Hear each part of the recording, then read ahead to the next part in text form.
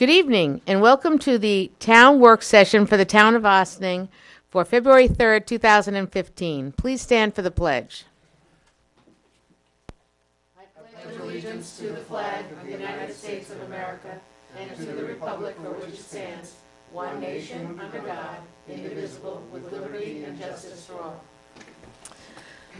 Thank you.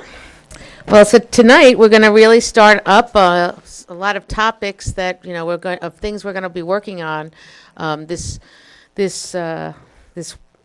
year, but or I was going to say this season, but first this quarter even.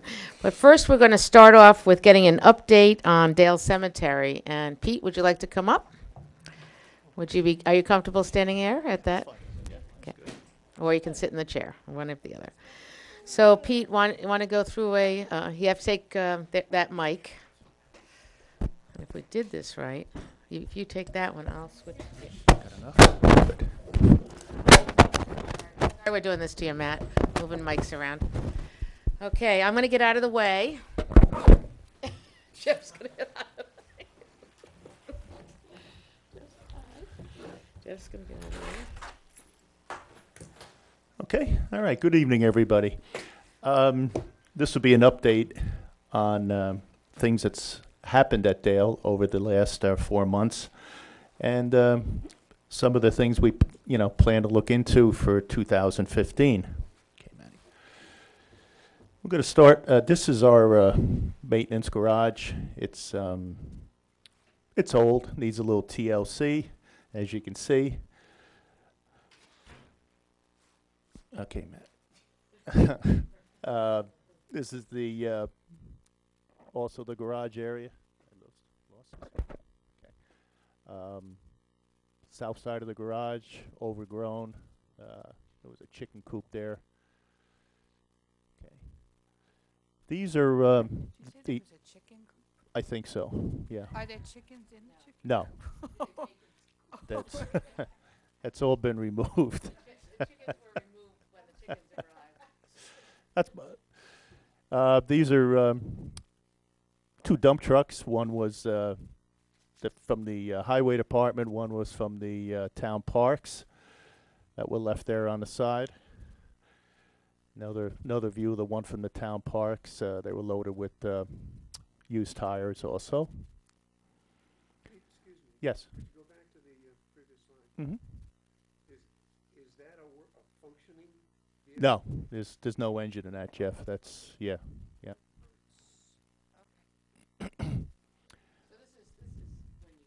Yes, this is all, yeah. During the first week of October, this is an old truck body that was around the corner, probably used for storage of materials and some old junk outside. So we notified Brookfield Scrap Metal and Auto Wreckers, and they came, removed the truck body, removed the two trucks that were owned by the town. And they also, I don't have a picture of it, but we also brought in a large dumpster. Any metal was put in the dumpster, and that was also taken to Brookfield. So anything that was left, with the assistance of the village sanitation department, we got permission from Paul, and they backed down the driveway, and they took the remainder away from us, for us. This is an excavator that was in front of the maintenance garage at the cemetery, and the town owned. It's the one on the right. It's had parts missing, I guess, and pieces of equipment. I guess they used it as a backup at one time, and something happened to it, and that's where it sat.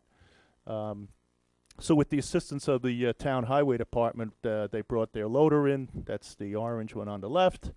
And they put it on their flatbed, and they brought it to the town garage, and hopefully they can get that going, and that'll be a backup not only for us but also for town highway and parks. This is another view of the front of the garage with all the things that were out front. This is after probably 90% of the cleanup.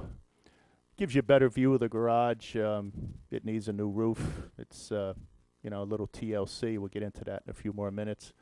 And that garage door on the left It's you know, a like a bifold door that should look into being replaced also. So this is the area just south of the garage, where we removed the vehicles and the overgrown brush and what else was left there.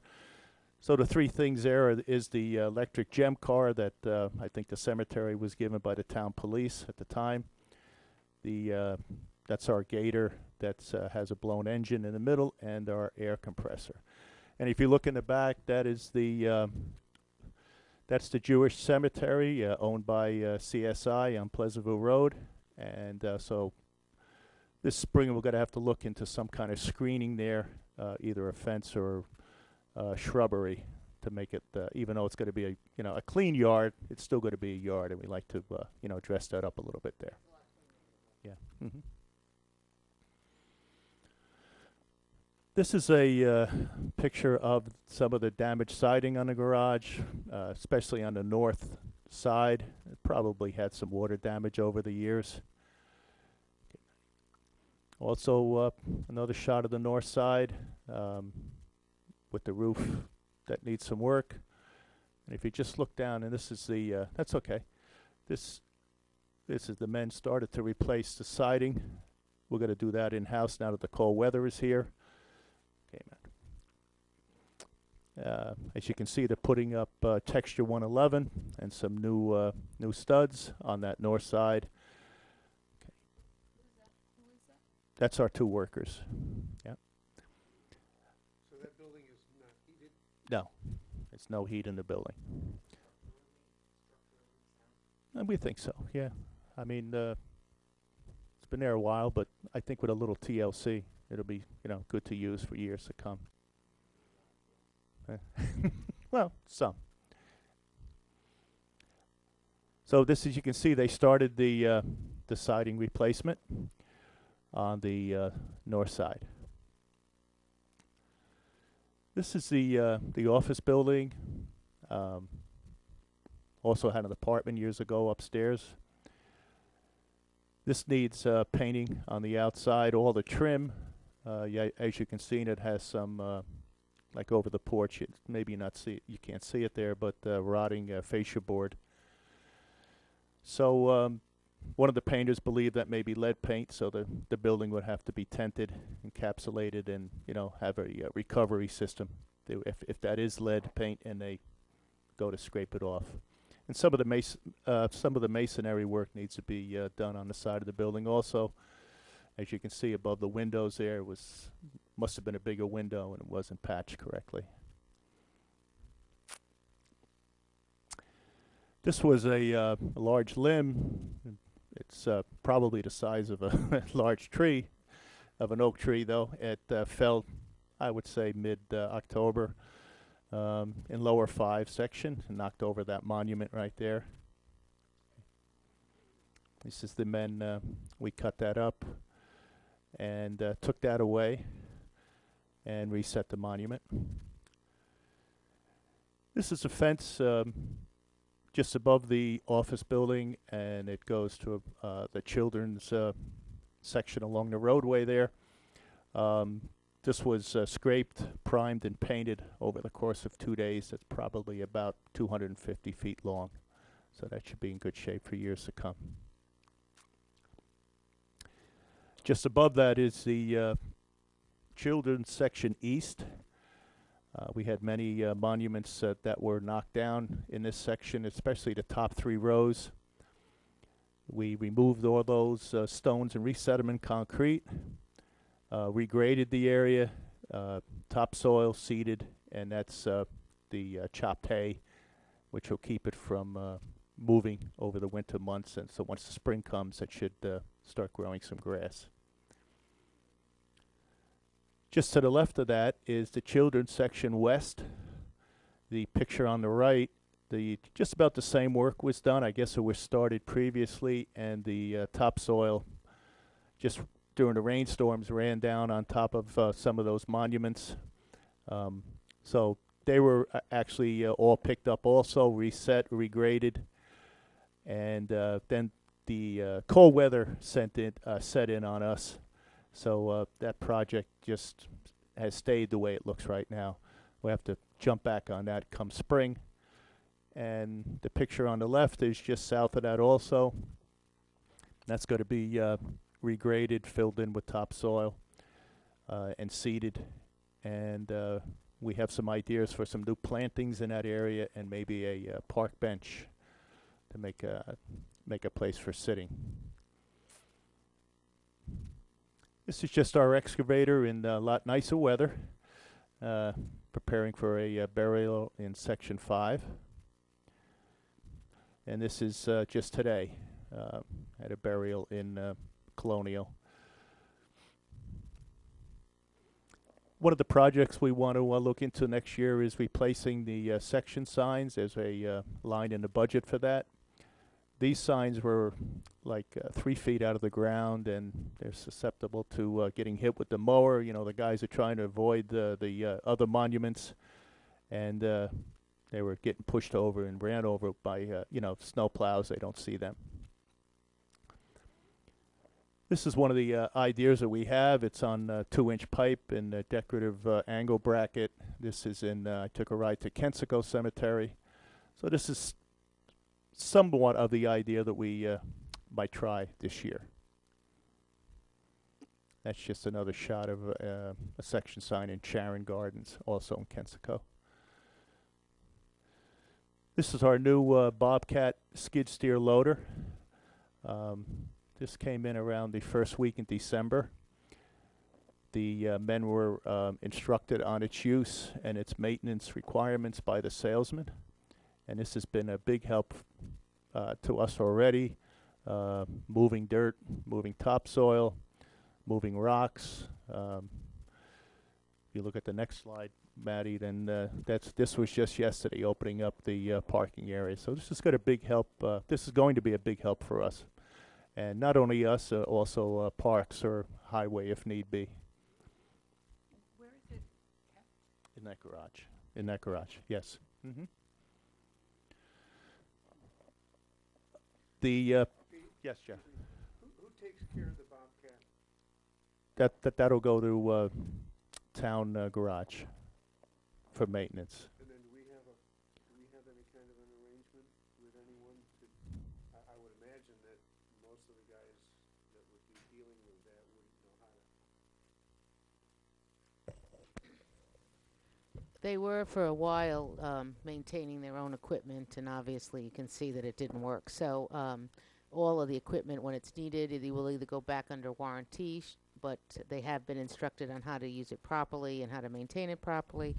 And we will send any repair work over to Highway. The photo on the left is our John Deere Gator. As you can see, we were having engine problems with that. That's Jose Jr. They're backfilling a grave in Section 12 this last year. So we ordered the Bobcat on the right, and I was all set to say tonight that I'm disappointed that it's not in yet, but I got a call about 20 after 2, so it's on. It's over on Bobcat on North State Road, and it's going to be delivered tomorrow or Thursday. So that body dumps in the back. You can't put a lot of dirt, but it's a all-purpose vehicle. It's going to be a big help to us during the year. Guys can go out with trimmers. They can go out with a little topsoil, fill in sunken graves and what have you, but that's going to be a big help also. And these are some of our daily visitors. In the nicer weather, I haven't seen them. There's 4 turkeys that come in almost every day. This is by the main gate. No, I haven't named them. That's all on the slides, but yeah. The 2 pieces of equipment, the 2 pieces of the 2 Bobcats, those were in what budget? 2014. For their Right. own? Yeah. Yeah. The line item for Dale Cemetery, I'm just trying to locate, okay.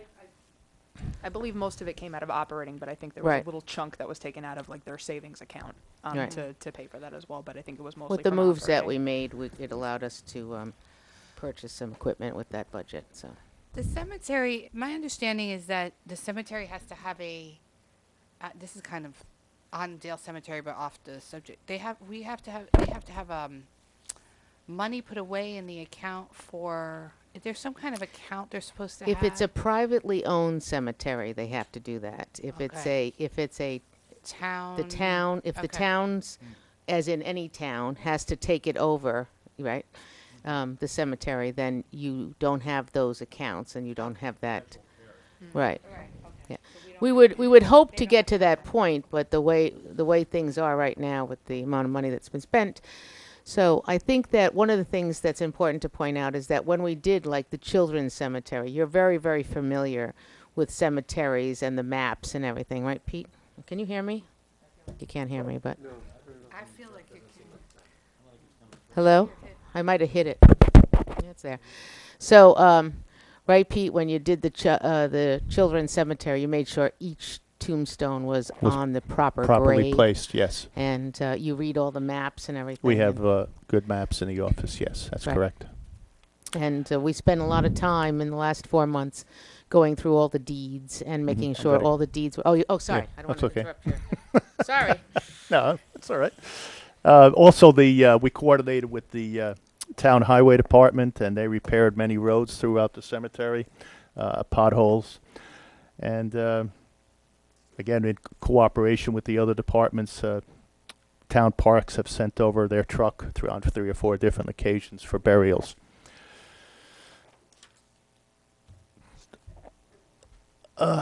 In the office, we receive many inquiries about grave locations, either in person or by telephone. We have answered letters sent to us asking the locations of family members throughout the cemetery. We also receive inquiries about pricing and grave purchasing and interment costs from time to time. We generate all the interment records and file them accordingly. After that, grave sales, interment fees, foundation inscription fees, and time payments are recorded at our office and sent to the town office. The Section 12, which is the Chinese section, as Sue just mentioned, that broker keeps us very busy with the deeds. He's always selling them or avoiding current deeds that he has. So I estimate that we spent hundreds of hours on it, to tell you the truth, because we're trying, we're catching up, and we have caught up. We are in constant back and forth with him, either by telephone, fax, or mail, making sure our records and his are up to date, and they say the same. All changes to the deeds made by him are signed and dated, and they're kept in record in our office. So some of the projects that we are looking at once the weather gets better are the new section signs and posts. We're going to complete the children's section west. Repair 2 areas on slopes that have washed out in section I and S. And cut back the wooded area encroaching in section R.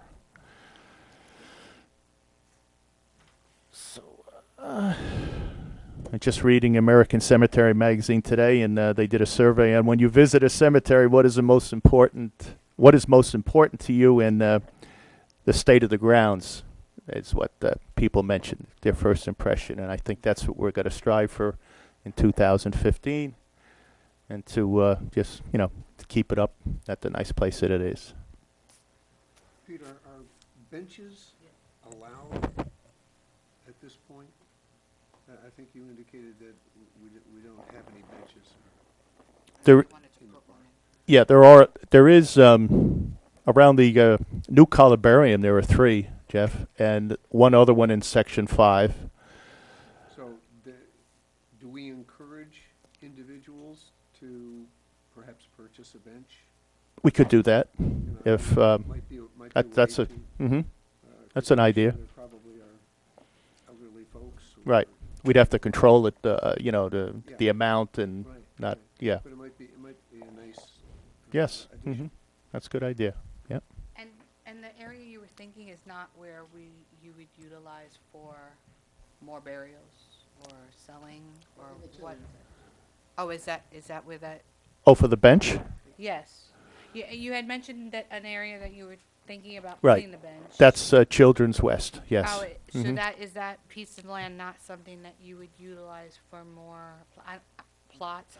Yes, we could. Yeah, there's the area there. And you Versus- could always move the bench if I that's, see. yeah. Hmm. And so you did state, so the records are being, you are handling the record keeping? Yes. You are taking the phone calls, Mhm. filling out the forms? I don't really know a lot about Yes. what the paperwork is in a Yeah, cemetery. it's like a 4-step process, and then they go on plot cards.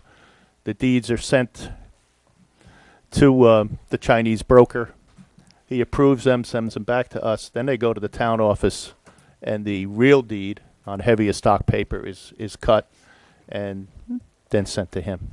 And then that we should- get a copy also. And that, but you're also handling other, it's not just the Oh, Chinese absolutely. Yes. section Oh, as well. absolutely. Yes. Hmm. And we have caught up with a lot of the deeds that after we went through all the paperwork, and I Mhm. want to thank Tom Warren came and spent a couple of days over there with us too. Yep. And right now we as we voted in our reorg meeting, we're going to be charging $50 for every amended or voided deed Voided deed, because right. And that has slowed down the Yes, it process. has. I think I noticed that. Yeah. So we're very, and I think that everybody is, all the funeral directors are happy. Mhm. They've all called me and talked to me about it, so they're happy with what's going on. And I think that everybody should take a ride through the cemetery. Maybe not right now. It's not, Not a in snow. 19 degrees. No, or in the snow, Not So, if I don't- yeah. in the spring. Yeah. So thank you. Okay. Thank you for Thank giving you. us an Nice update. to- Yeah, yeah, absolutely. So, I'm sorry. Excuse me. I'm sorry. Yeah, I was just saying. Yeah. Thank you very much for coming, and it's a great presentation, Pete, and thanks for all your hard work You're welcome. in the cemetery. Mhm. We had received for some time, unfortunately, some complaints about the way the grounds looked, and I Mhm. have visited it a number of times since your arrival, and want to give you a nod of appreciation Thank you. for doing Mhm. that for our community. Just curious, in terms of the hard copies of deeds, are these also backed up electronically? We're, So in this modern age of electronics where everything is scanned and saved in a hard drive somewhere, Mhm. are we doing that yet? Not on, no. No, Not at, what no. we're doing is we're going after what you do is you put them on Laserfiche, and we're going after it's a grant program, like we did the clerk's Mhm. office, and we're doing the courts, and we do all of the different departments. So Laserfiche being what in today's modern parlance? Because I remember seeing fiche when I was in I know. in, No, in you my said- you elementary saw- school. you saw microfiche. Yeah, microfiche. Is it disc? It allows you, if you just scan in an item, then it has to stay in a file on your computer. But if you do Laserfiche, you can do searches, right? Anne Marie's whole office is done by This laser. is Is electronic, laser. so you're Yeah, gonna be- yeah. Okay. It's good. She types in a word, and anything that comes up with that word comes up with it. So that's one of our main objectives for this year is to do that. But the cards are. I mean, there's a whole system. There's cards, and there's deed books, and the cards are in fireproof boxes. But it's like Right. it's an interesting whole situation over there. So also, do you have any other purchases in store? I mean, do you have the 2 Bobcats that you picked up? Is there anything else No. on the horizon? Like a major purchase or anything like No. No. You already We're got the looking. no- you already got the no button. that? You already got the Yeah. no. We think we're going to And get I a. think one of the we're- things that, to be clear, is that as you can see, when you see the loader, the highway loader, they tried using the highway loader, and it's just No. much too big Just to gigantic. go in between Yeah. and dig out someone's. You don't want to knock over other stones and stuff. And a lot of the other stones have been replaced too, and Oh, yeah, yeah. Well, that's going to be I think I probably left that out. That's going to be a spring project also. Right. Any stone that is toppled. Probably the reason for that is we don't require a vault on the burials. And then after a while, when the casket starts to deteriorate over many years, you get a sinkhole. So I was actually out there one day with the men, and they were cutting the grass, and one of the machines actually went Fell in the down. sinkhole. Not far, but went down on and we had to pull them out. So, that happens from time to time, and then we got the dirt and reseeded and filled it in again, so. And what other, you pointed to two structures, I think, here, one being the main office house and then the other being the garage. Are there any other structures on the premises? No. Okay, and then, Just that there's a receiving vault, mausoleums, but that's all. right. Yeah. And then as far as the work on the garage, what else needs to be done for the garage, the roof? But we are currently getting prices. We're going to upgrade the electrical inside. The total feeding the building is fine, I'm told, by the electrician, so we have to upgrade the electrical inside. It doesn't have heat, like Jeff mentioned, so that's something that maybe we should just get some kind of hot air heat that keeps it 55, 60 degrees.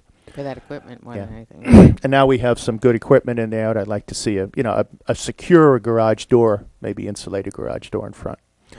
I and- mean, when I visited, it seemed like that place was about to topple over. Mm-hmm. But I guess if the studs and beams and everything are in good shape, then you just fix Yeah, they the secured that. shell. Yeah, Mhm. they beefed that up inside when they removed that bad wall, probably that you've seen, and then they replaced all those rotten studs right there, those beams.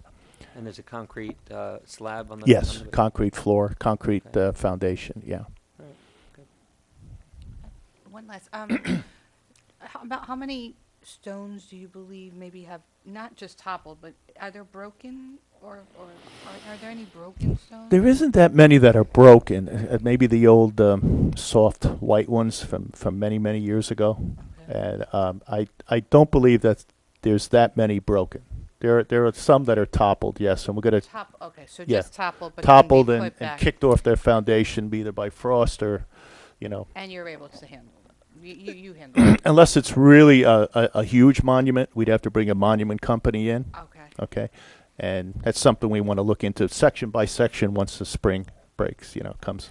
Yes, 'cause I do want to just make one more comment. I got a comment the other night that the Dale Avenue gate was locked, and it is supposed to be locked. It's supposed to be only opened on the weekends.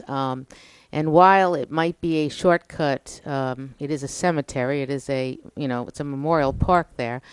And it isn't necessarily the parents that wanted to cut through the park, but it was the taxi cabs and everyone else that was not going a decent speed. So, so now the Dale Avenue entrance is only opened on Friday afternoon for the Right. weekend. Right? Holidays or And yeah. holidays, right. And then If, otherwise you go in on the Havel, two Yes. Havel Mhm. entrances, right? If snow is predicted, we'll open it up so the plows can go through with the Right. salters and the plow trucks. Mhm. Good.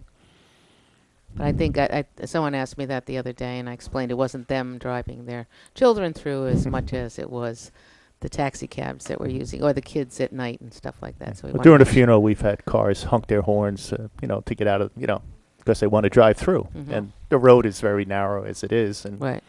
we're having a funeral service, so Right, that's right. why. Well, thank you very much, Okay. and thank you Thank for you, that everybody. update. Thank you. Thank you. Thank you, Pete. One.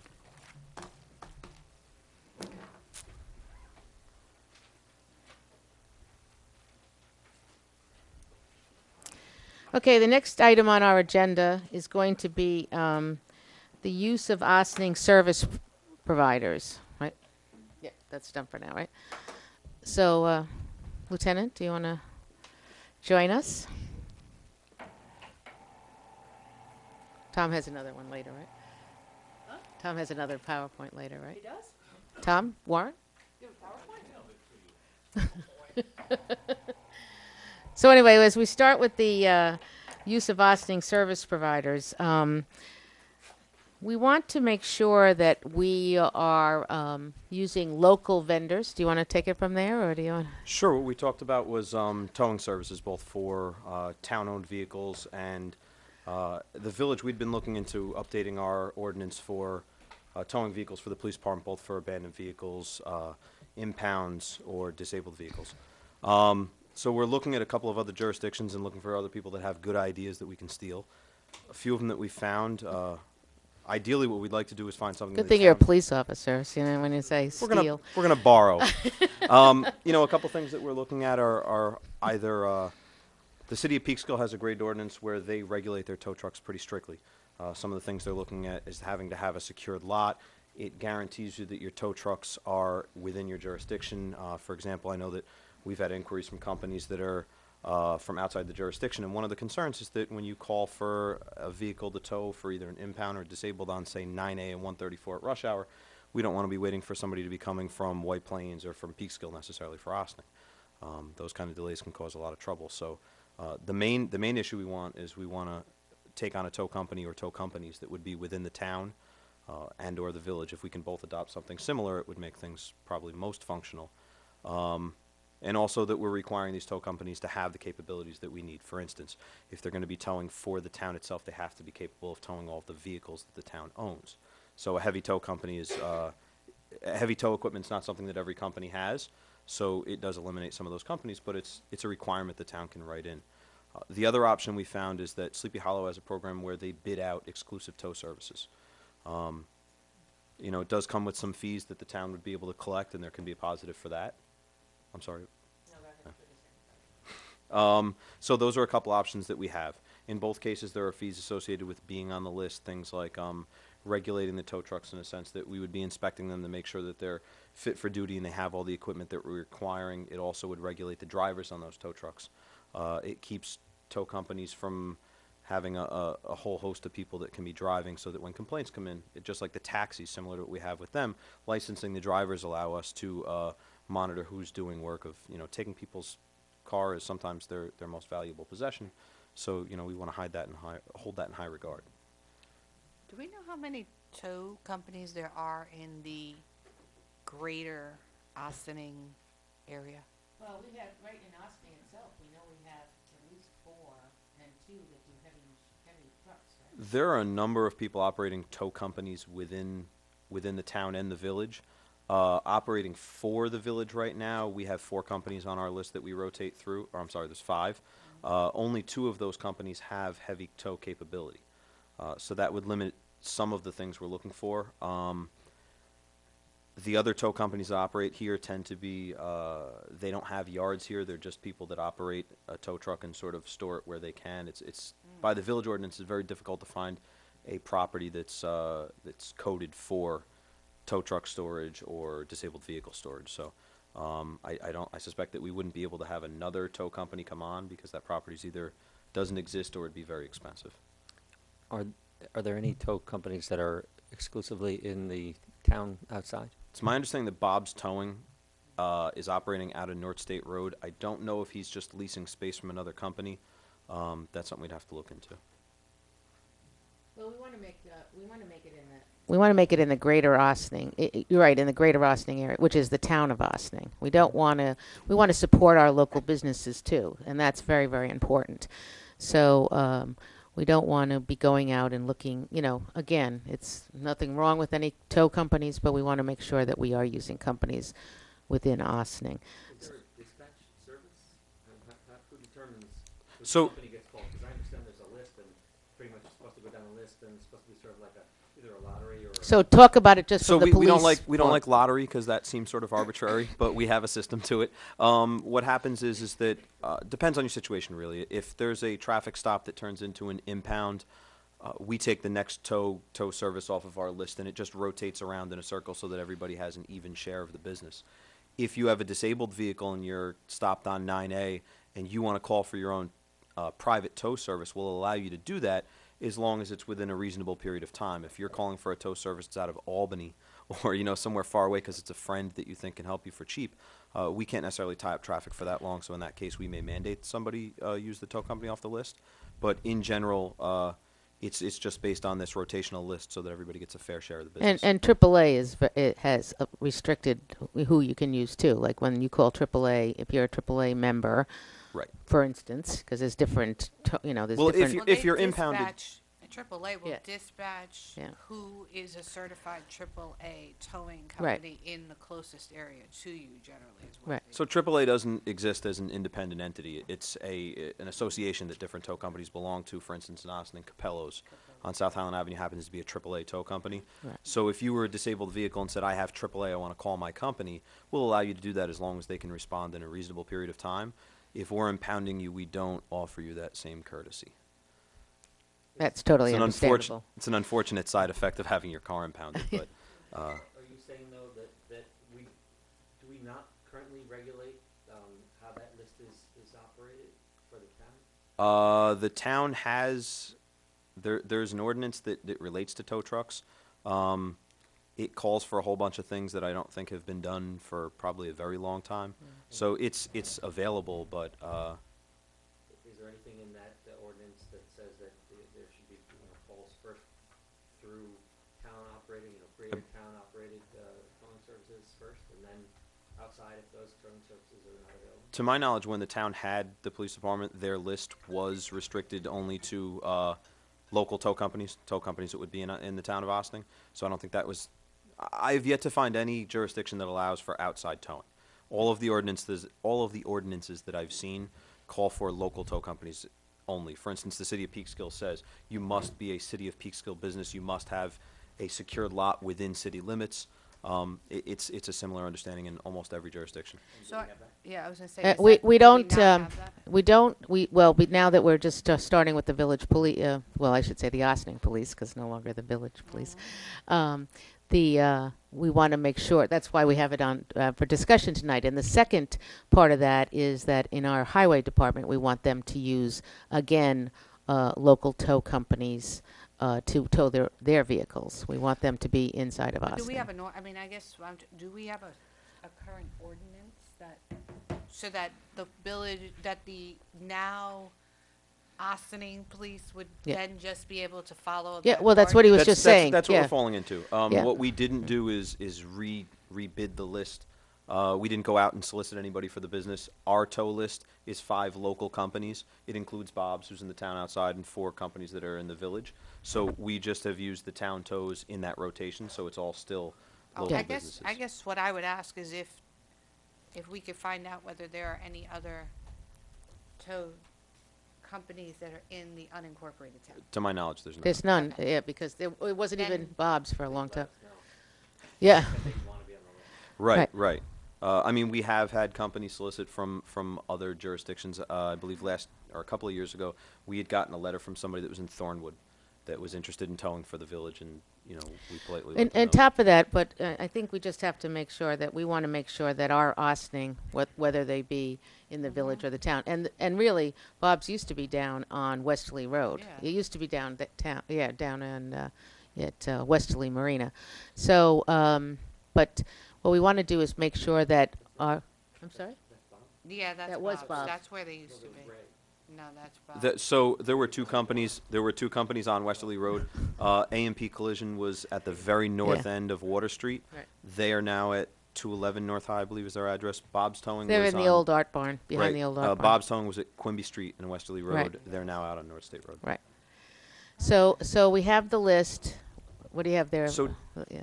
I'm sorry, not to interrupt, but one other issue just to think about is that one of the things we've been talking about is towing for town vehicles. Right. The village does that separate from doing our impound list. So the village bids that out and has Bob's as the exclusive tow for village vehicles, with the exception of when you have something that's incredibly large. That And how often do you bid that out? Does it go into the annual bidders? I don't believe so. I don't know Okay. when the last time it was done. I know that it's a. No. And how? I may have that wrong. Who are the ones who can do the heavy towing, the big towing? The only 2 companies I'm aware of that do Capellas? heavy tows are A&P A&P. Collision and Montague's on Pleasantville Road. Right. Okay. I don't Do know. they, So they automatically get it if it's big, if it's a big truck, right? So if the town if highway there's- We depart- want to create a policy that we require our tows for our, whether it be highway, parks, and we really don't have big equipment in the cemetery, but any equipment that is town-owned, we want it to go to a local Okay. tow company. And so this is the reason that we're talking about this tonight. And at the same time, we have, we're starting with the Ossining Police, so we want to make sure that all of our tows are in sequence. Now, if it hasn't been a while since you've gone out to bid for the village of Ossining as well as the unincorporated area, maybe it's time we went out did one of those bids so that people could come in and propose I'm not sure what the time frame is, and if it's a contract that you're under, or is it just I'm- something that's been going along, which is a lot of times, That, what- that I yeah. would know. I think it's just been something that's continuous, Mhm. but. It just is, it's fine, because it's just, Different bidding versus this list? no, the one's for the police, and then one is for the DPW. Correct. One would be highway. for town-owned vehicles. Right. That's a separate, so they don't have a rotational list for that. If you have, for instance, if we have a police car that breaks down somewhere, we're exclusive to Bob's, and we call Bob's, and that's who tows it, and then the village has it's a different price, I believe, than what you would pay if we were having, a disabled vehicle for a citizen or. Right. Right, or impounded vehicle. Or an So impounded maybe we vehicle. should bid for the Town town vehicles. Yeah, and what we'd like to do is to do it in conjunction if the village, is wants to talk about something like that. But we would do it anyway. But what do you have there, Wayne? I see your eyes are darting. I have the code, the code open. The code. Now, we do have a provision on towing, and it pretty much it really does reflect a lot of what has been described today. We have a primary and a secondary list. The primary list being towing companies that are For police, or is that for town-owned vehicles? no, too? no. This is for the police dispatch tow Okay. when a tow is required. So, primary list are towing companies that operate within that exist within the town, including the villages. Secondary list are companies that operate outside. Okay. And then there's a priority of calls. You go first to the list of town located companies, and then there's a whole list of eligibility requirements, including insurance. And I'm sure that you follow all these things as well. Equipment, they have to provide a list of all their equipment and just a list of about 8 or 9 different requirements, which I can show you if you like. So then again, that goes back to it being about police services when the police are either a car breaks down or impounding a car and stuff.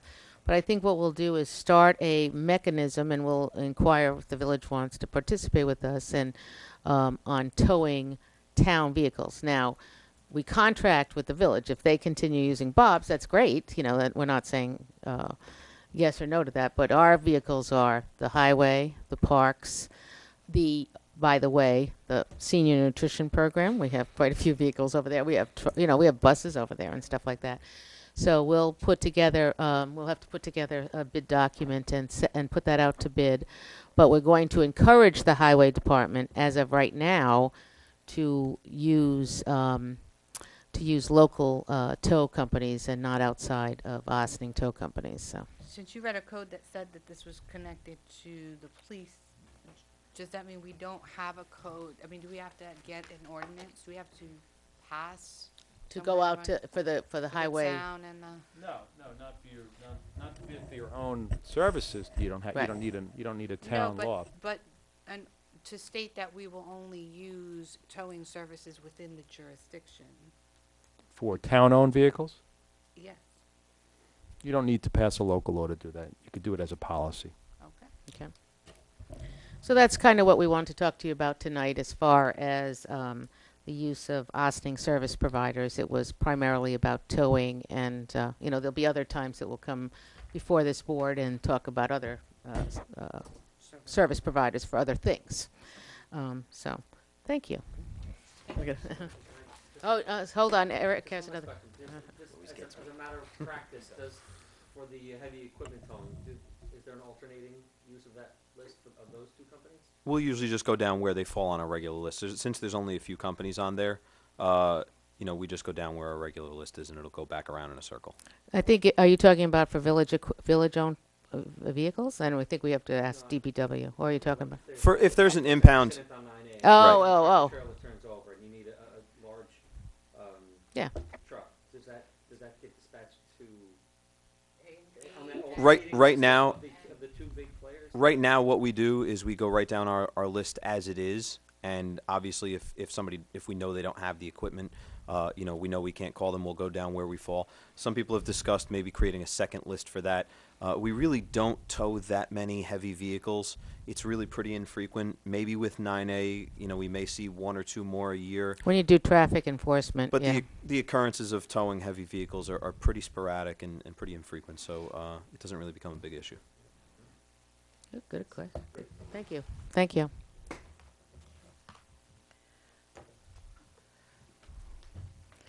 All right, our next item up for discussion is a discussion on updating our phone system and other security measures. We are going to be talking with the village with all of the different snow days that we've had and everything. Some meetings have been postponed, but Craig Cooper has been looking into upgrading the phone system that works. The village and the town phone systems are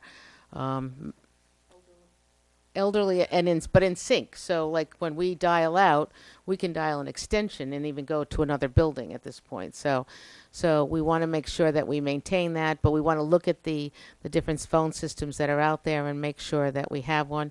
We had a few issues with our phone system last week. They seem to have cleared themselves up because, you know, we had the gentleman come in and reset the boards, but it's an older system, so we have to look at that. So we don't have as much information for you on that as we had hoped at this time. But on the security measures, we asked. I'm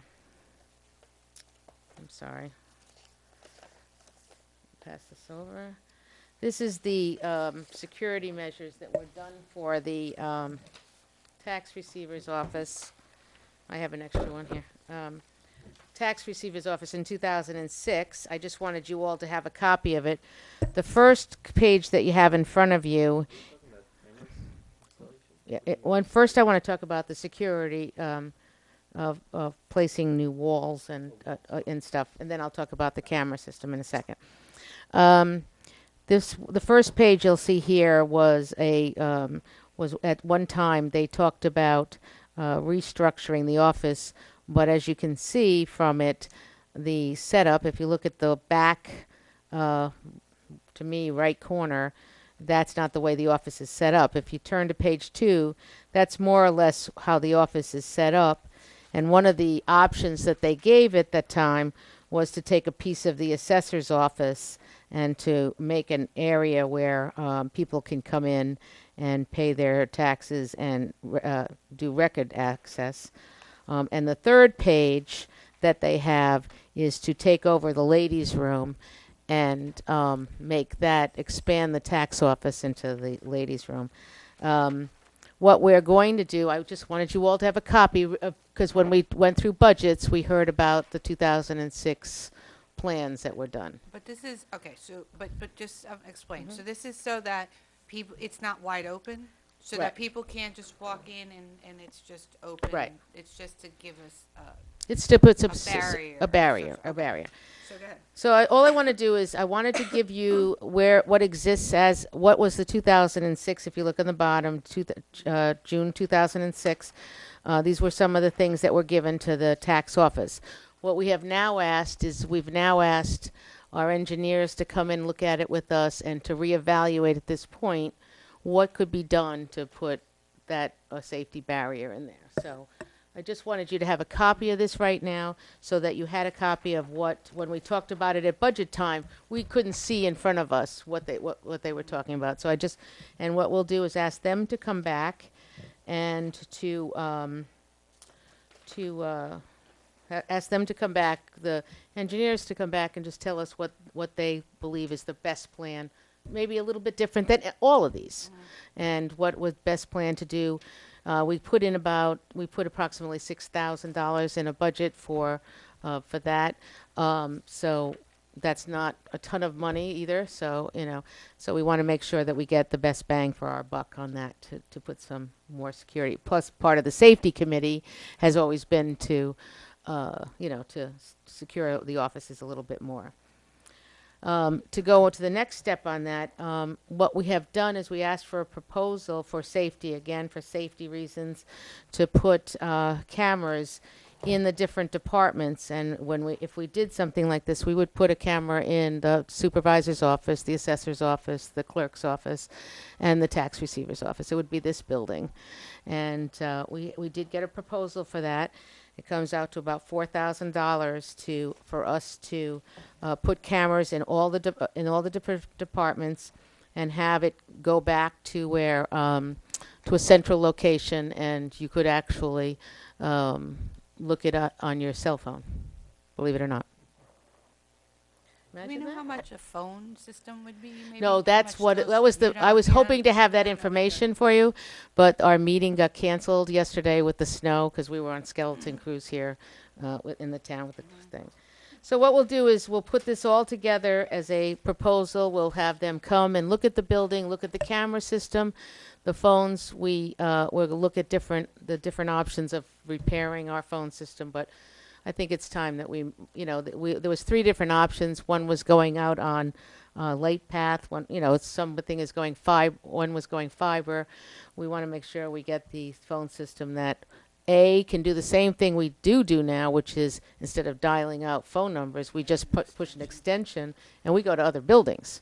Like if we want to go to Highway Department, we don't have to dial his whole phone number or anything. So it's very good that way.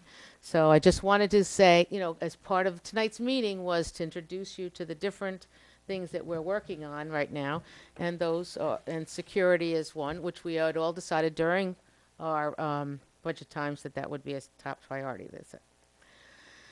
Okay, so all right, so just keep funneling you information. So keep it in your brown book here. Okay, so leasing vehicles for the senior nutrition program. We are going to be going down. In about 2007, we started using a company down in Mamaroneck to buy our emergency vehicles, such as our police cars, our fire trucks. It takes everything at one point, does all the work, puts all the bells and whistles, quite literally, on the different cars, and then it ships it out instead of having this one do the signage and this one do the alarms. And so I'm taking a ride with one of the lieutenants. He has to go down to this Mamaroneck place anyway, and I'm going to look at what they have to offer for leasing cars, not buses and not minivans, but cars that we pick up. We have about 3 or 4 drivers in our senior nutrition program that pick up seniors every single day. We took one of the car. We had one of the cars left over from the police department. We had it in the assessor. The assessor was driving it for a while. He said he didn't need a car. It would just sit in the parking lot. So we gave that to the senior nutrition program. It had been used as a police car, so needless to say, it had seen a better day. But we need a car that has 4 doors, because each nutrition driver usually picks up 3 people. So they put one in each door, and they have to be able to climb in quite easily. They can't be climbing up into a truck or a van. We already have a handicapped bus already that has wheelchair accessibility. And it has to have a gate, because those same people pick people up for the nutrition program and then go out and feed the people that are homebound.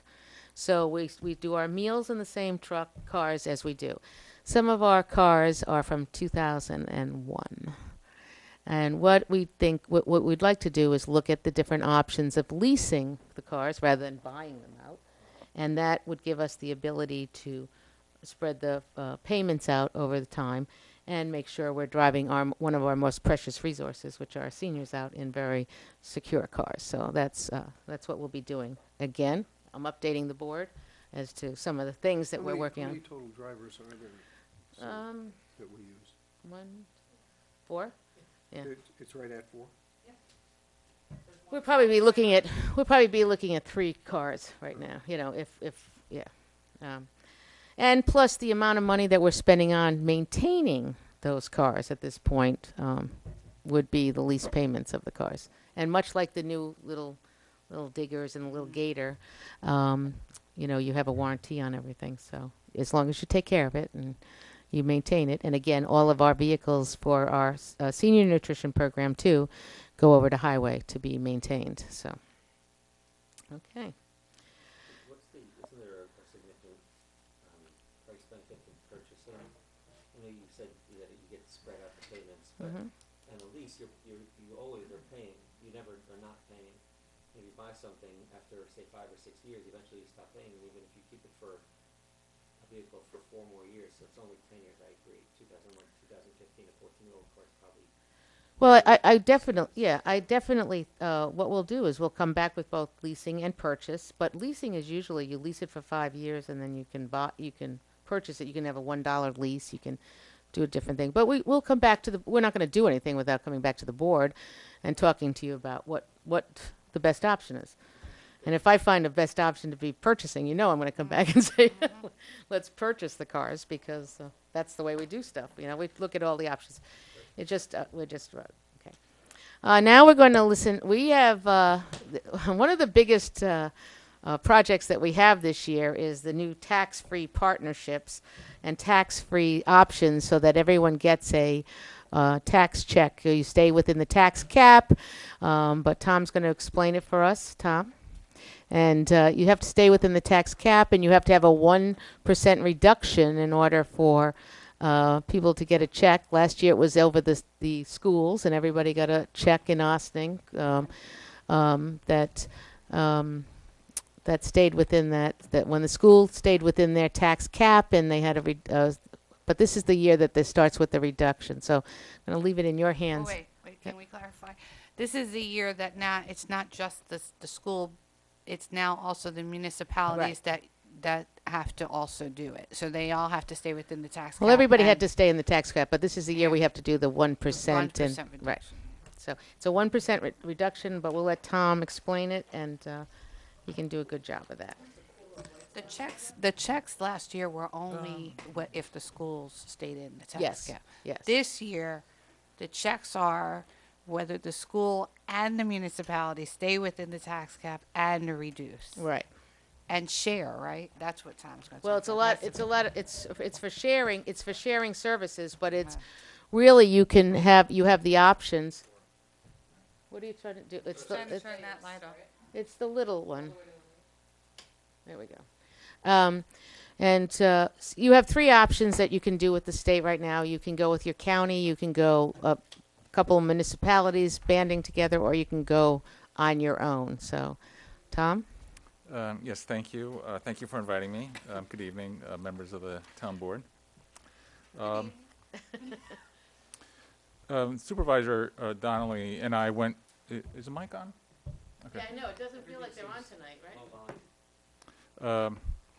Supervisor Donnelly and I had gone to this meeting. It was on January 30th. Yeah, it was. No, I think it was the 21st that we went. Oh. Maybe he did another one January 30th. That's possible. But this was a meeting where the county was hoping that all the local governments within the county were going to partner with the county on the tax freeze to submit the 1% savings. But before I go into this, I did, since this is the first time that we're actually talking about the tax freeze, I did want to give a little bit of background information, and I know that you had as well. This is actually part of the New York State budget, the 2014-15 budget. So it's actually been in effect for almost a year now. There's nothing on this slide right now. No, he's just going to give an update. This is from a different presentation. I've been to a number of different seminars as well. This was actually from the Conference of Mayors that had given a presentation, and they actually had a lot of good information. They had some type of contacts with officials in the New York State Department of Budget that was able to actually give a lot of good answers, and I felt that this was more informative than the information that we were receiving down at this meeting. Generally, what happens, as was mentioned, the homeowners receive a freeze credit that will be distributed in the form of a check.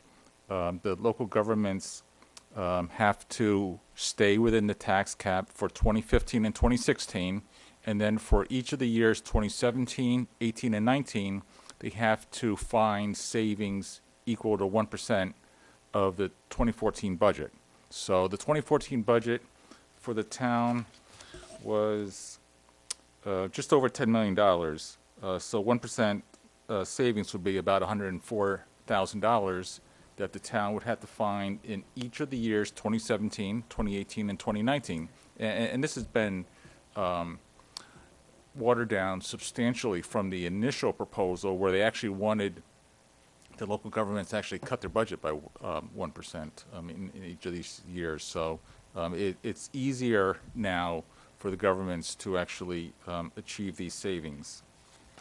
Between achieving savings of 1%. It's not. What's the difference between achieving savings of 1% and cutting your budget 1%?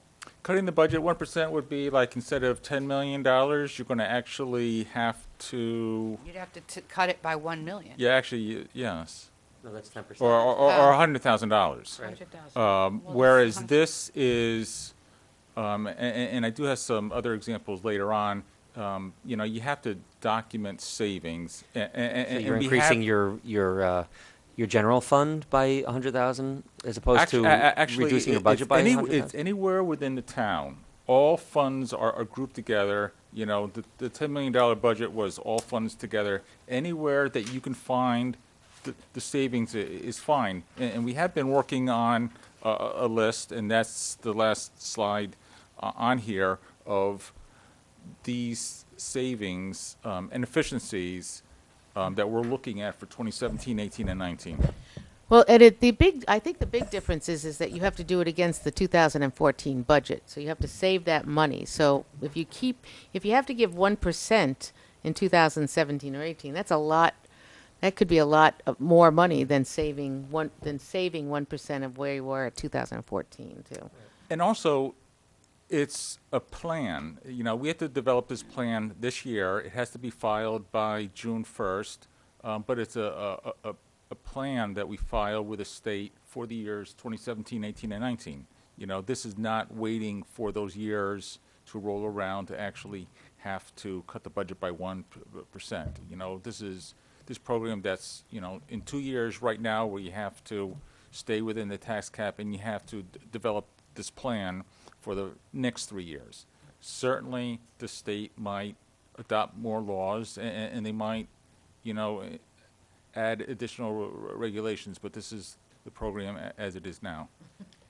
I know this is jumping ahead, but I work in examples. So would the plan of paying off some of the, for the police department, would that be able to? If you let Tom do the Get whole to the- presentation, if seriously, this has That been is- going on for that days. is Yeah, one of our it's one of our identified savings. things, right? I think that gives the real world of Yeah. how do you, Well, how does the town? how does the town, how do we Yeah. save the money versus how do we not cut? And this really applies to all of the IMAs, for example. that No. we have No. with the village. Why not? Okay, because you can only go back as far as 2012. But I think if we let Tom do his presentation, write down your questions, then I think we'll all get a better understanding of it. Okay, the biggest example, if you want to keep in mind, is the recent police IMA with the village. You had a certain contract level with the county contract. There's a lower contract amount with the village. That's a savings, and that's one of the things that's included on our list. The paying off the bonds was another example as well. So these rebate checks, the freeze checks that go to the homeowners, there is an eligibility requirement for the taxpayers. They have to be eligible for the STAR property tax credit. It's limited to homeowners with an adjusted gross income of $500,000 or less. The property must serve as a primary residence. And commercial properties are not eligible for the tax freeze credits, but condos do count.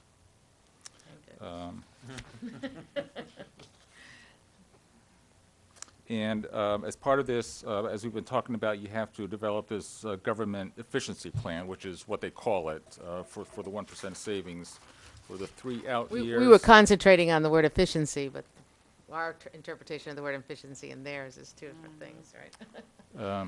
Yes, and so the local governments are strongly encouraged, but are not required to develop the government efficiency plan on a countywide basis. That's why the county had hosted this meeting to offer their services, to have a countywide plan and have all local governments join in. But as they had said, that the law doesn't require that you have to partner with the county, but the county was offering their services to allow all local governments, including fire districts, to partner with the county. And as the supervisor had mentioned, as an alternative, local governments may develop the government efficiency plan with other local governments or on their own, which means if you find a savings on your own, you can submit that plan to be compliant with the tax freeze requirements. And school districts are working on their own. A local government is not allowed to partner with a school district for purposes of the plan. And then they did give examples of eligible activities was the intermunicipal cooperation agreements, shared services, mergers, and efficiencies. And one thing that the Conference of Mayors had said that their experience was in working with the governor's office and the Department of Budget was that up in Albany, they didn't realize how many intermunicipal agreements there are amongst local governments. You know, certainly we have a lot between the town and the village, but there's a lot of IMAs statewide amongst a host of local governments. Oftentimes, they are between, you know, a town and the village, but as the county had, you know, offered in their presentation, they said that there's a lot of IMAs that the county has that they offer to local governments, like dispatching, police services, you know, specialty police services, and things like that. So now we're ready to go to the slideshow that the county had shown us at the meeting on the 21st. Some of the stuff that we'd already talked about already. You want to go to the next slide? Well, can I just back up and just clarify something? So school district checks were not mailed in the fall. They were mailed at the beginning of this year, for Right. the most part. But I don't think they're going to be mailed next year. I The think they might state- be a credit. I think they're not mailing them out. The just so state people- is behind on mailing out the checks. You know, I know up in Yorktown, checks haven't been delivered for the school districts up there as Yeah, yet they're still. behind. But I also think that next year they may not Well, this is the mail them. yeah. This is the count. This is in our presentation. This is the county presentation of what we Well, sat through. So But yeah. people are on Yeah. watching, and so we should just Yeah, clarify they're- some yeah. of the things we see.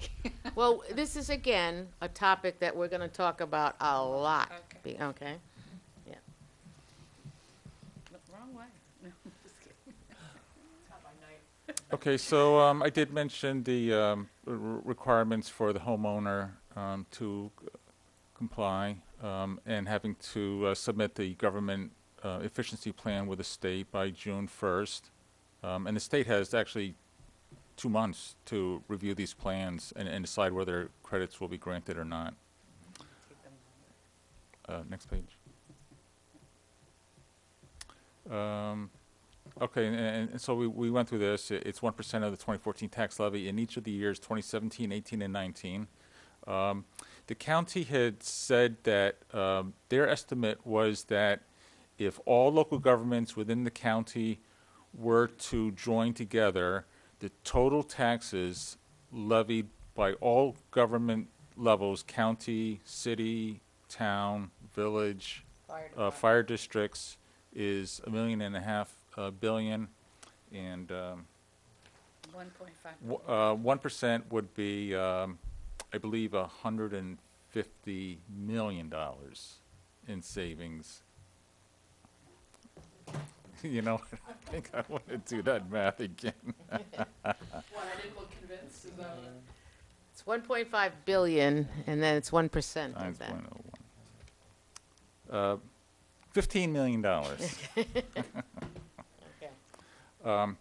And also has, as had been mentioned, the last bullet there is that with IMAs, you can only go back to 2012. And the reason that the state picked that year was that that was the year that the tax cap took effect in 2012. So you can't go back, and we can't pick all these IMAs that currently exist between the town and the village unless, of course, it was suggested that if an IMA is reworked, it could qualify.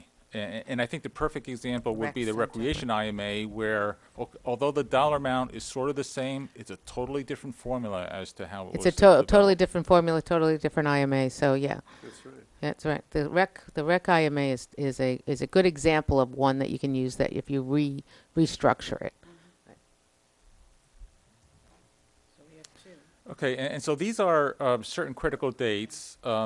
The dates in the yellow are like the county's optional dates, and what they're really looking for is they're really looking for this week to find out what local governments within the county will partner with the county in terms of developing a countywide government efficiency plan. And this is sort of the way that, right now, where we're making up our list of savings for 2017, 18, and 19, we would submit those lists to the county, and they would pool them together. And one of the reasons that the county was offering to be the host was that, sometimes it's a little bit difficult, especially for a small government level like a fire district, and especially a fire district that has volunteer firefighters, to actually find savings. So the county thought that they had enough savings that they'd be able to absorb governments that might not have 1% savings on their own. But if you partner with somebody else, and all together, overall, you're able to show the 1% savings, and everybody gets the credit. And it's a risk that you take if you partner with a county. Right now, we don't know what other local governments have. We have our list. The village has been preparing their own list. That's one of the options, is for the town and the village to partner together. And we believe that we can achieve the 1% savings either individually on our own as a town or with the village, whereas we don't know what would happen if we partnered with the county, and especially if some of the larger cities were to include themselves. Yonkers wasn't even represented at the last meeting that the county had, so we don't know whether or not they were contemplating joining with the county, but I was advised that the city of Yonkers pretty much does things on their own anyway, and that they might be able to find the 1% savings on their own. So, it's sort of like it's an unknown entity as to what would happen if we were to partner with the county. Is that all you have to do? So these are the things that we've been doing. We've been looking at our estimates of savings for the years 2017 through 19. Further on in this slideshow is a list of all the shared services that the county offers. And as I had discussed, we would submit our list of savings to the county for them to include in the overall group submission to the state, if we were to partner with the county. We can go on to the next slide. This was an example that the state had given, where they list all the local government levels within a certain county. The county, a city, there's 3 towns, 2 villages, and 3 fire districts, and the total levy is $78 million, and 1% would be $780,000 that would have to be achieved. Next slide. And this is an example that was given of different cooperation agreements, shared services, mergers, or efficiencies. The first one is actually a city and the 3 towns and 2 villages entering into a cooperation agreement that will produce savings, because together you can probably undertake a function such as snow removal and road maintenance cheaper as a larger group than each individually. And that was the idea here with this example. The second one is 3 fire districts merging into 1 district. I know that there's been talk down in Greenberg of the fire districts down there merging. You know, and this would not be well received anywhere in the state with fire districts. Here's an example. Two towns continue to share tax collection services. The next one is a town implements a lockbox payment system that reduces personnel costs in the office. An example where a town and the village enter into a cooperation agreement to create a single police force instead of two separate police Interesting. forces. What a great idea. Village gives up, you know, being their own assessing unit, you know, and that's something that's already here. So, like, we can't use that example because it already exists. And the last one, yeah, taking over the maintenance and administration of all city, towns, and village parks. Okay.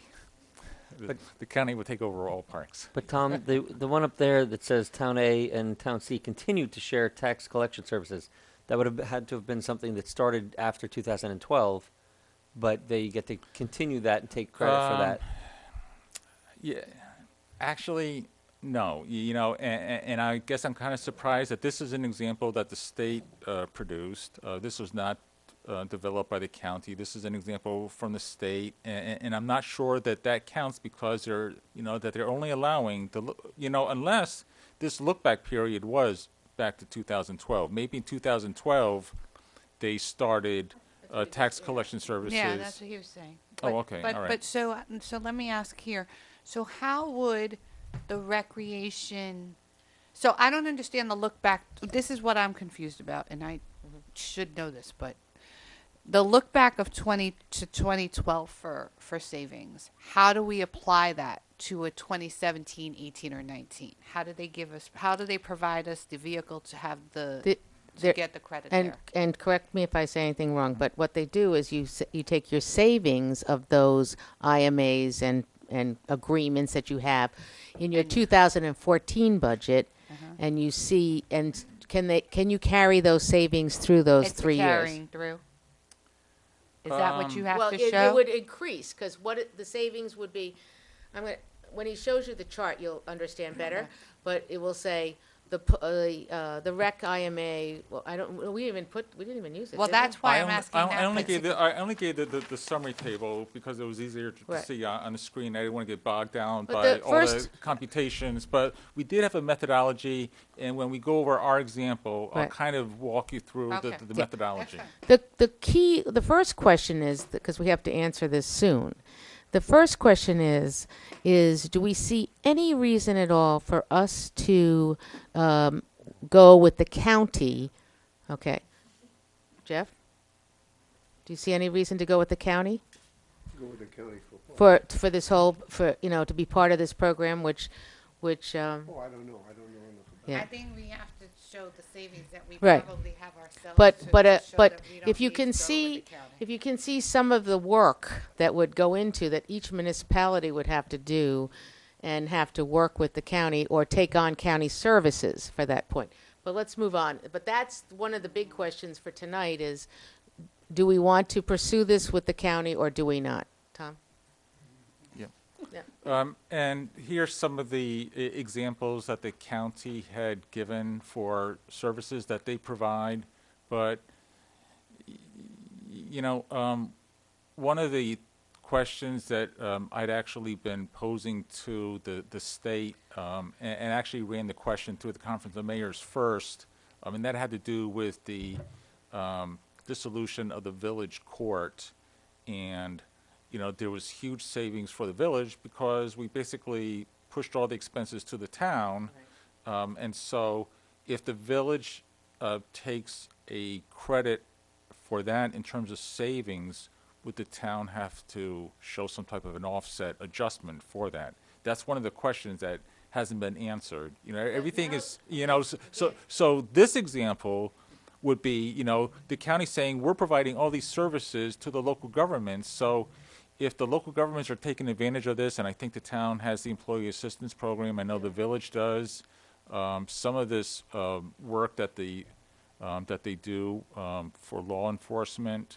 You know, those are benefits, I guess, in terms of savings for the towns and villages, but I'm not really sure that the county is actually saving anything. They're doing the heavy lifting in providing all these shared services agreements. So, you know, the fact that the county, you know, talks so much about their shared services, I'm not really sure if that was really part of their overall government efficiency program. I know that there were, you know, a large reduction in personnel over the years, and they haven't really told us what they're bringing to the table. They said that they thought that they could Right. meet that $150 million savings on their own, but we don't know what those numbers are.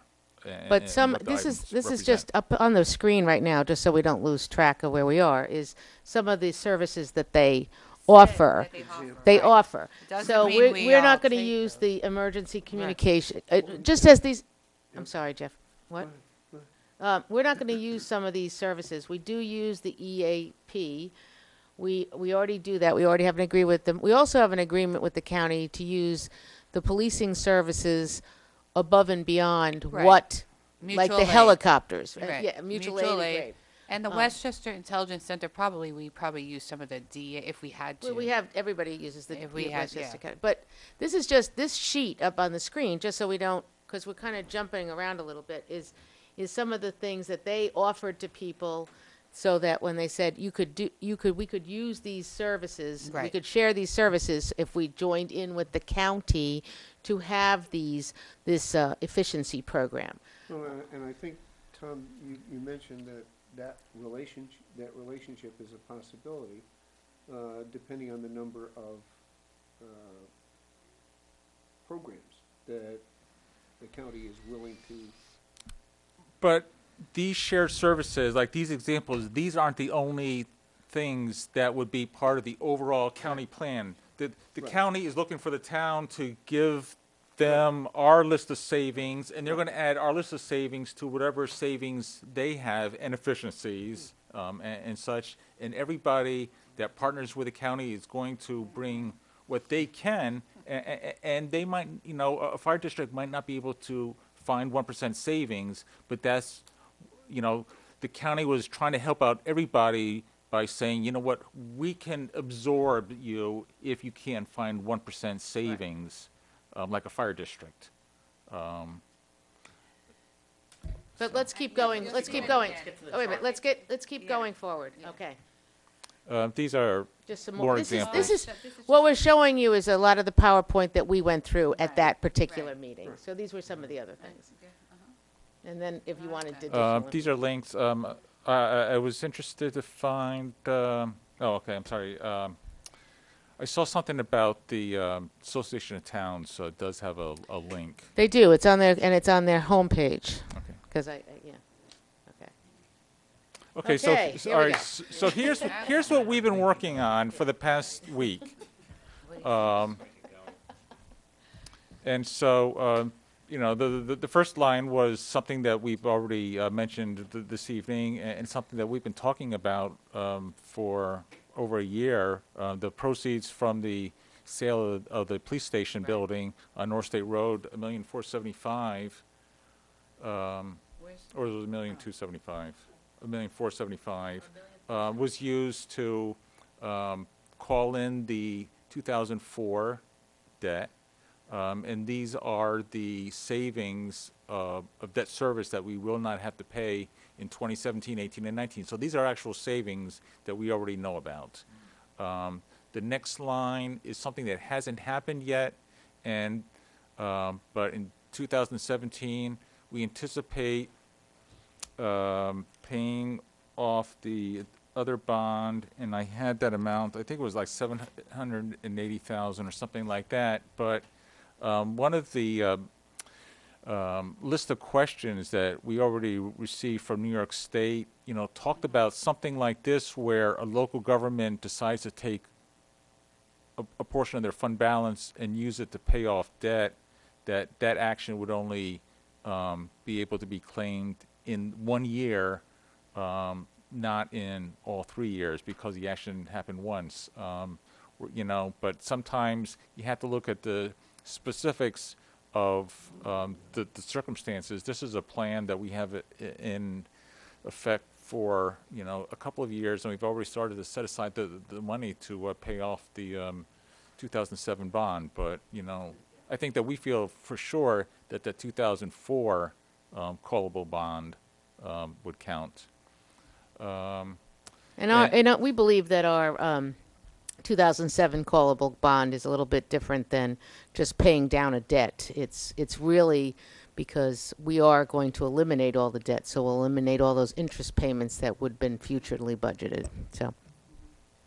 And the third item down pertains specifically to the fact that we no longer have that building. So we went through the actual 2013 expenses, which was the most recent completed year that we had expenses. So we took the heat, the utilities, the insurance, the maintenance, all the expenses that we had for the public safety building, and we increased that by the tax cap amounts for 2014 and 15, and we made assumptions for 2016 and 17 and 18 and 19 at 2% savings each year above the year before. So we've taken that 2013 number and have projected it through 2019.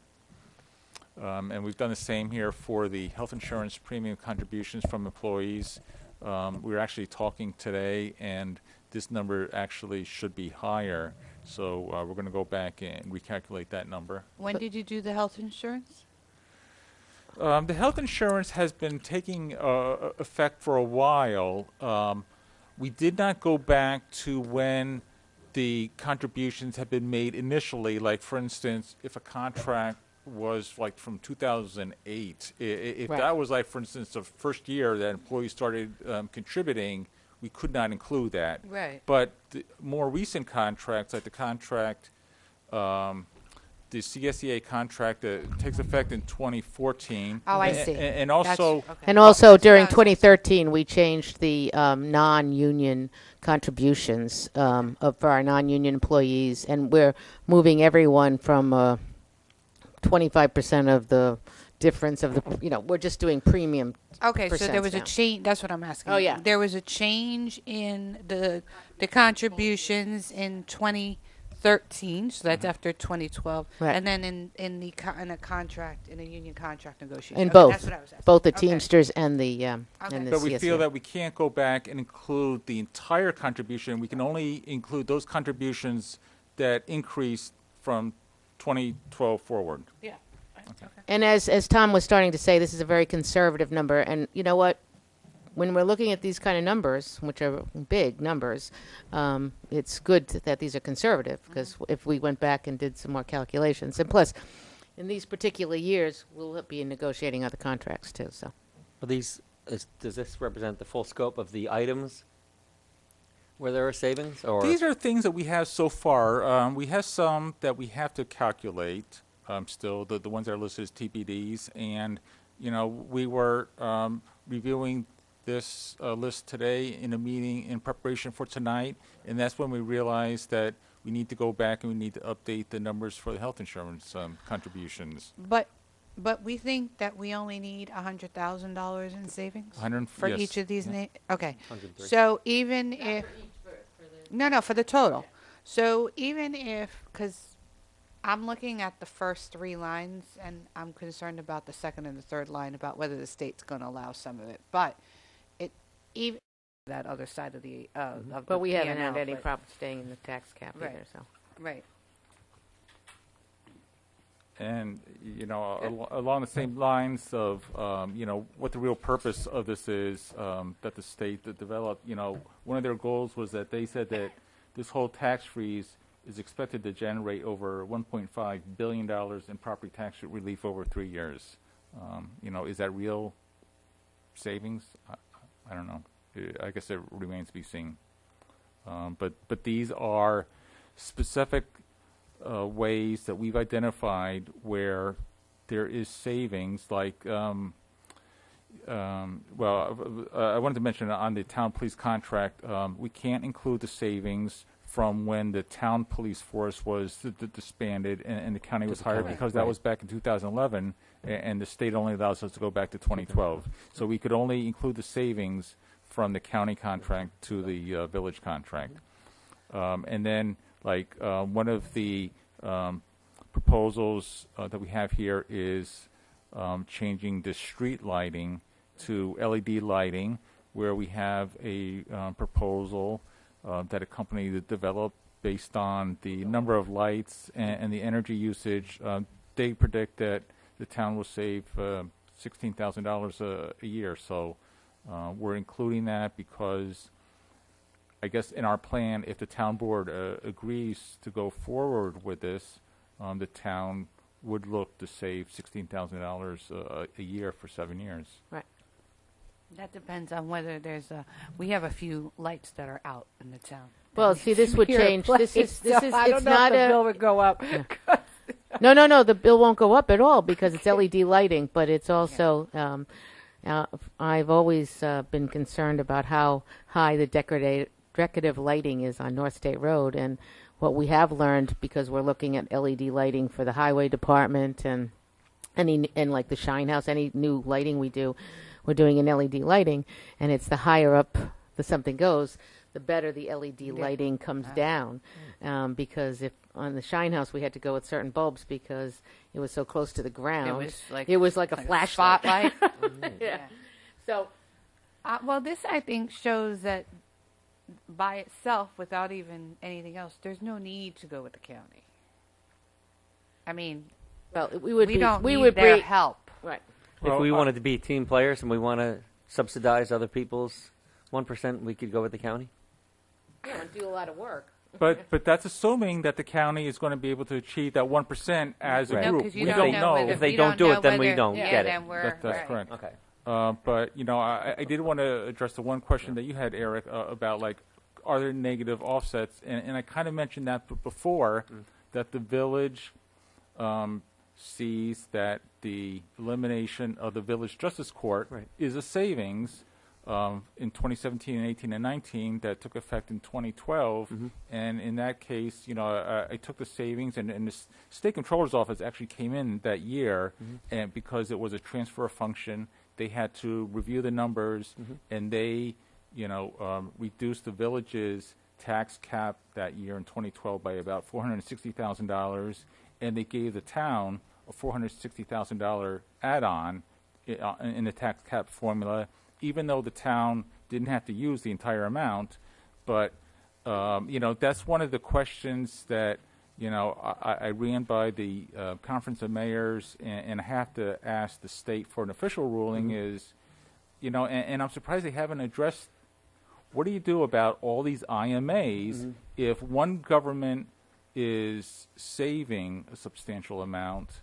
Sometimes the other government is, actually has additional costs, and that's the perfect example here, where the town had to absorb the additional cost of providing a larger town justice court than they had previously. So, and that leads to another host of questions. If the town were to do this tax freeze savings and the government efficiency plan on their own, without partnering with the village, the town might not even know that the village was claiming that savings. So, Yeah, but I think it goes back to the fact that as you have to stay within your tax cap levy. So as long as you're staying within the tax cap, so as long as the town has stayed within its tax cap levy, if the village is taking a savings on the court, we have our tax cap levy. If we've stayed within, that's all that the state wants to know. They don't care about the offset of because it's within the tax cap levy, and that's what they're looking to ensure that the local governments are staying within their budget, or the budget as the state has determined it to be, which is the tax cap. I hope they shared that thinking, because we were really surprised at some of the questions that they were sharing in some of the answers. Like, for instance, they were saying that a one-time action by a local government to pay off debt only counts in the year that that action took, that in the year that that action was made, and the benefit is not allowed to be carried forward, even though there's going to be savings in those future years by not having debt service. So, we have to ask the specific question to find out what the specific answer is. And I think it's also a moving target what they want, because I was going to say, I think that they're developing. So, but anyway, I think what this sheet shows, it shows without even doing our TBDs, to be determined, that the town is in good shape going forward in this whole efficiency program. And I want to point out to everyone, to remind them that we not only stayed within our we stayed in our tax cap in town general, and we came in with a zero, because when you do the highway and the what's the fund? 20? The blended rate is a zero. So for the unincorporated area, so, But not the districts. I'm sorry? Not the districts. Not the the- special districts. Not the districts, but everything is within the tax cap. Yes, So, we have done a very, very good job. This board and this administration has done an excellent job of not only having government efficiency, but planning for it and putting it into effect. So, our question is tonight, one of our questions is tonight is, do we feel that we need to participate? And again, not only does the county, it requires us going to meetings, it requires us doing extra paperwork, which, we really don't have the time, or we're not in the situation. We sat in a room. I would have preferred had they had two meetings, one with fire districts alone and one with municipalities, because the fire districts are the ones that are going to be really pushing for it. I want to make it perfectly clear, Ossining does not have a fire district. Ossining's fire department, no. The Ossining Fire Department is not a fire district. Mm-hmm. It is a department of the Village of Ossining. So I just want to make that clear, because there's a whole different set of rules for these fire districts and what have you. So, We do have a fire district, though, don't we? Well, you have a fire protection district. The town.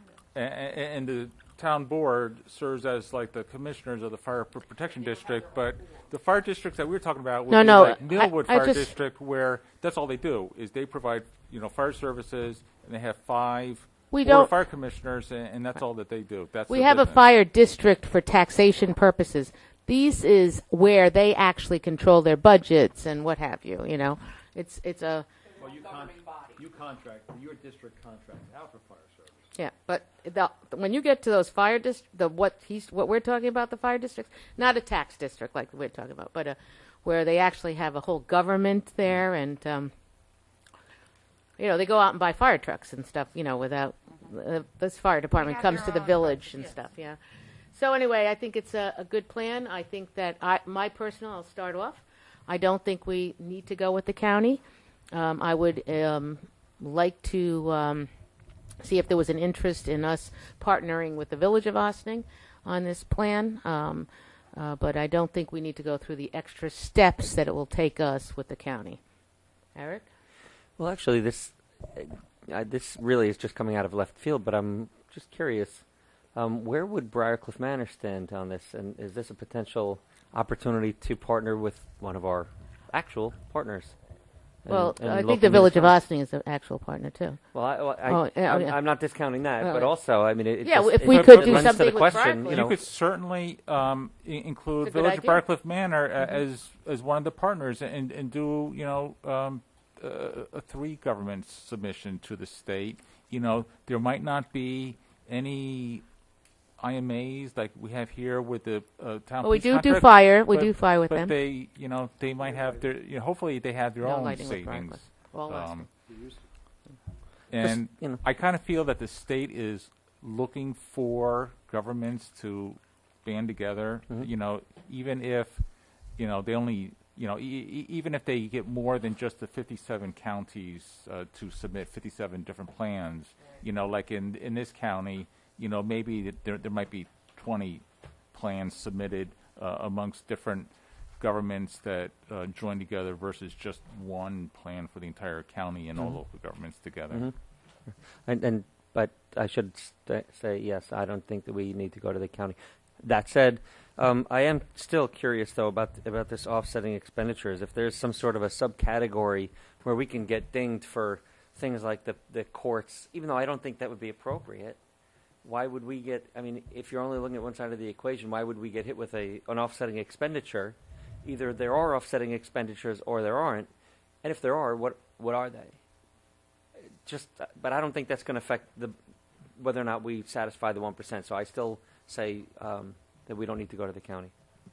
I just want to point out that we took a village court system and a town court system.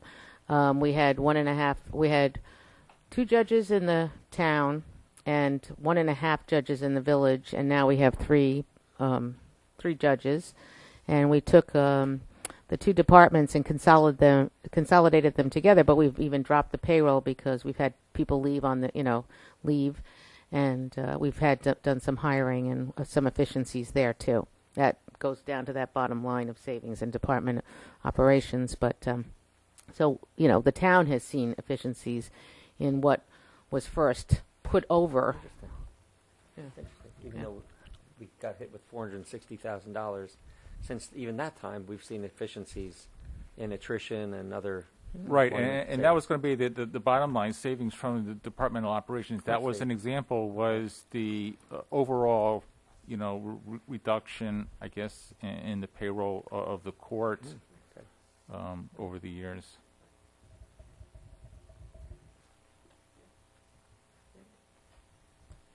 Yeah, I don't see any need to go with the county. I think that it's a risk that I don't think we should take. We don't know what the county is going to have. They say that they can absorb it. We don't know if we're going to be offsetting other municipalities and if that's going to be a problem for us in the long run. And I don't think that we're in any position at this point to need to take or want to take any services from the Westchester County at this time. Any more than we do. Any more than we do. At this particular So time. I do not see it to be the prudent course of action. I would agree with that. Okay. I would also agree. I do like your point. I think what we'll do is we'll write a letter to the village of Ossining and the village of Briarcliff and tell them our decision. We're not going to go with the county. The town is not going to go with the county. They each, of course, can have their own opinion as to whether they go with the county or not, and offer them to sit down together and see if we can't all come up with a plan, and see if they want to work with us on that. Okay, so that's the way we'll do it. Sounds good. Thank you, Tom. Thanks, Tom. you. And it's a complicated subject. Let me tell you, we went to meetings, and just 1 second, Jeff, okay? We went to meetings and literally walked out of the meeting not knowing what anybody had said, because I don't think they knew what they were saying. Then we would go back to another meeting, and it would get a little bit better and a little bit better. And this last time, it was like all these bells were going off, and we said, oh, okay, we're starting to. But there was so much of no plans being completed. Just throw out there some things, and then we'll get to the plans later. And as the plans are developing, I think we're better if we can just control it in-house and ask the villages that we're a part of if they want to do it with us. Yes, Jeff, I'm sorry. This doesn't affect the savings that we were able to secure for this year's budget. 12-15 budget. You mean the fact that we came in with the different budget totals? Right. It doesn't have to affect that. It doesn't. But what we did was our savings that we did by managing and budgeting and looking at our budgets every day and working with it. That is why we came in. We could stay within. Goes back to Kim's. No matter what you do, you have to stay in the tax cap. Okay, so the tax cap can go different. It's gone from 2% to 1.56%. So no, It doesn't do that. It just says, are you going to be able to push some savings out there, and are you going to be able to continue having savings in these future years from some of the actions that you took in the last couple of years? And I think we're in good standing with that. So thank you, Tom, and to be continued. But I will write a letter. I'll send you all a copy of the letter saying, informing the villages that we're not going with the county, and we'll send another letter informing the county that we're not going with the county, and then we will ask the villages if they want to partner with us. Okay? And it could be yes or no. Okay. All right. Yeah, that's it. Yeah. Right. Well, I think what Eric is correct. I think what we have to do is we have to sit down with the different municipalities and see how that whole would work out, and see if it would work out to everybody's advantage. Okay. Our next item on our agenda is a discussion of e-cigarette regulations. Our county legislator, Catherine Borgia, has proposed that some regulation within the county, for the whole county of Westchester, that e-cigarettes are regulated much like regular cigarettes. So no e-cigarettes indoors at restaurants and what have you. In our case, parks, except, in the parking lots and stuff. So I think what she's looking for is for us to send a letter saying that we support her, because much like the fracking or the other things, we don't have to take that legislation up ourselves. The county is going to take that legislation up. Does anybody have a problem with doing something like that? No, in fact, I would definitely want to support that.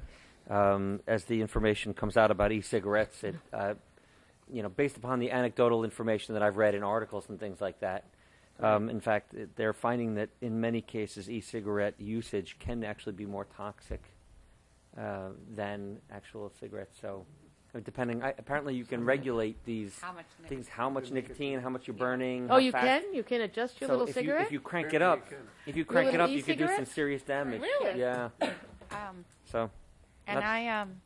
I would say that I think that I'm absolutely for this, and I think that it would support, in supporting the county, if the county could pass this, that would support the state, because our Assemblywoman Sandy Galiff and our State Senator David Carlucci have put in a legislation to do the same for the state. We are not there yet, but they might reintroduce it this year, and counties supporting will help push it up. Okay, great. Okay, up to capital projects. Maddie? That was a nice short one. I know. Sorry about the brights. I didn't want to turn the lights off while you were talking, so I guess I got the We'll wrong have a one. suntan when this is all over. Okay. So I just wanted to make sure that the board was briefed on 3 capital projects that we're going to open next week. The first one being the 2015-2016 JCAP grant, which actually Anne in the court applies for each year, and basically it's all grant monies. It's nothing that's coming out of the town's pocket, but it's basically something that she does annually in order to provide supplies and different sorts of software that they use in the court to help them become more efficient. So she passed up the paperwork to us this week. It's only a couple $1,000s, but it's more than they were expecting. So we're going to open that capital project and set the budget at the meeting on Tuesday night. What does JCAP stand for? Justice Court Administration Program, I believe. Does that sound right, Sue? Yeah. It's a program because because each municipality has is burdened, and that's a word they kind of use, is with these courts, that they give you out grants every year. Every year they can apply for grants, and they get it for. That's how the witness stand, a printer holder, it was purchased, and they get computer systems through this, and they can upgrade their software and stuff like that through these grants. So every year Anne does a great job. I just want to commend Anne. She does a great job at applying for it. They do all their documentation. They do all their work themselves at the court, and then they send it over to us for approval to send it in. So they got about almost $7,000 this year.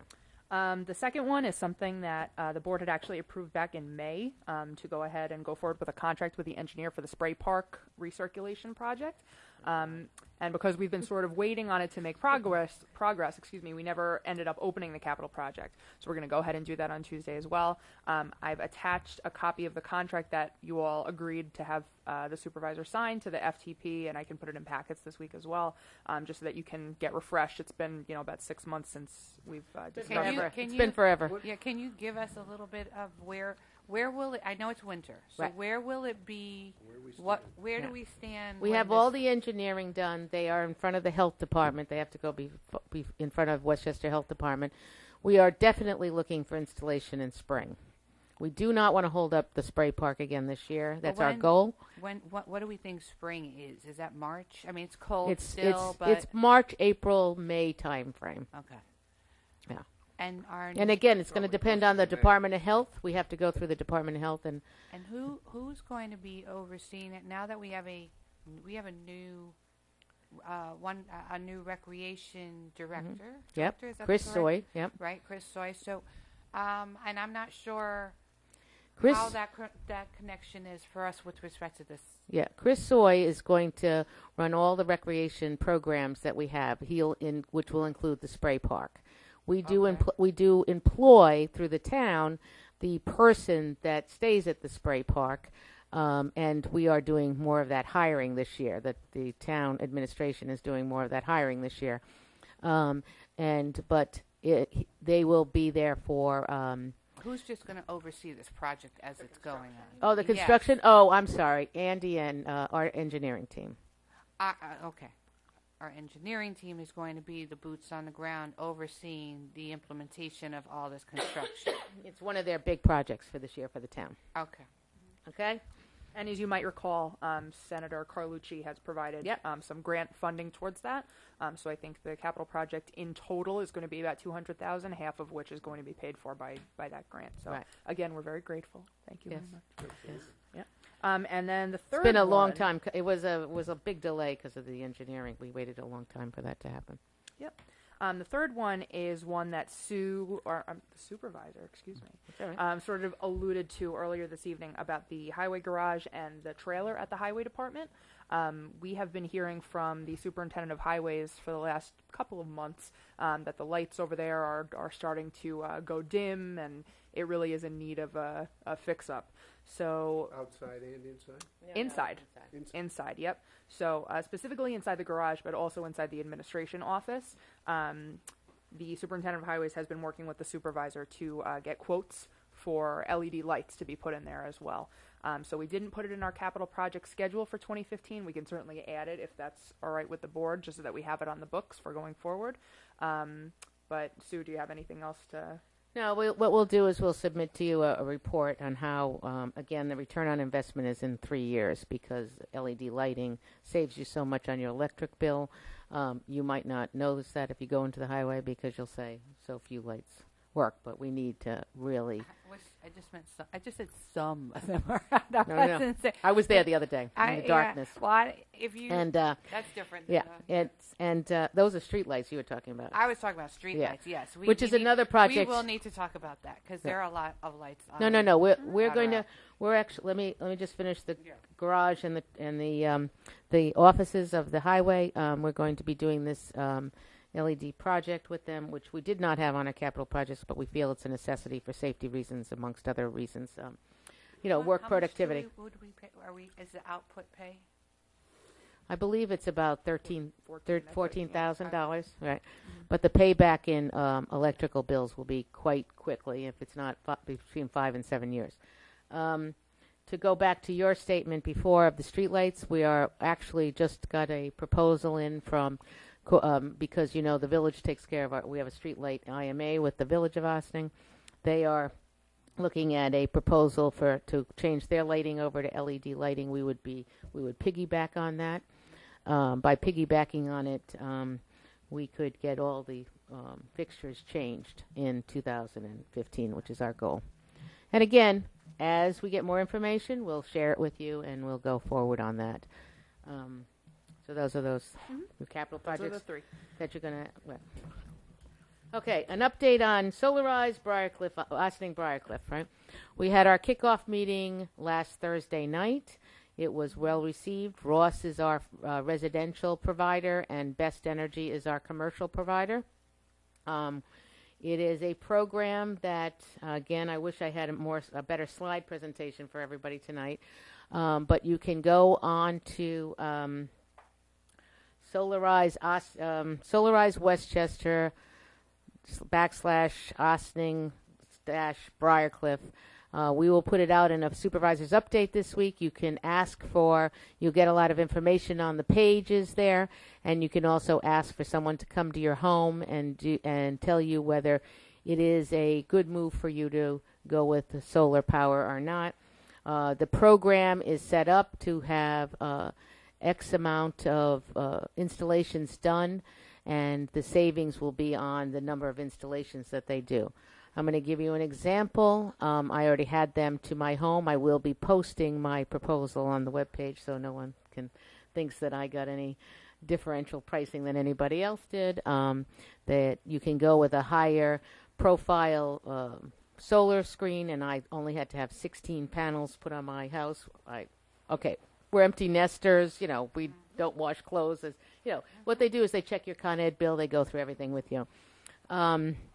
We were very pleased with the people. We were very comfortable with the people, which is a good thing. Should I sign the proposal and everything, my install date is June, because what they're doing is they're going to make all the sales.